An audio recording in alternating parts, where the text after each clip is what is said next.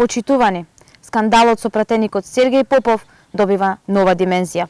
Откако Попов, пратеник на ДПМН и председател на Унијата на млади сили, призна дека во 2014 година возел пијан, без возачка дозвола и направил тешка сообраќајка, се поставува прашањето: како Попов добил толку блага казна?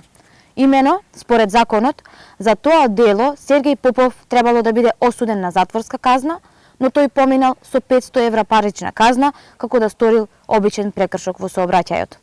Дали тогаш Попов, заедно со неговата партија ВМРО ДПМН, влијаеле врз процесот?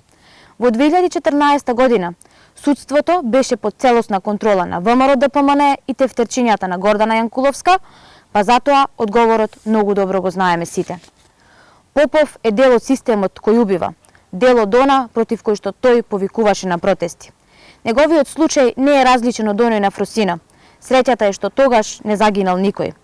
Прашуваме, дали инсталациите на ДПМН и системот што убива го заштитил Попов во тоа време? Бараме да се ревидира случајот на Попов во најкус рок.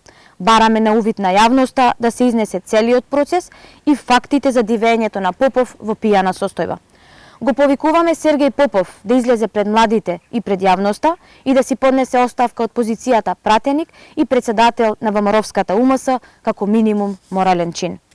Не може младите да протестираат по улиците за правда против нефункционалниот систем и за безбедност по улиците, а Попов да седи во удобната фотелја. ДПМН и Попов се дел од трулиот систем и неправдите против кои што се борат младите. Затоа, ниту ДПМН, ниту Сергеј Попов немаат никаков образ да зборуваат за правда, ниту пак да ги повикуваат младите. Доста беше лицемерие.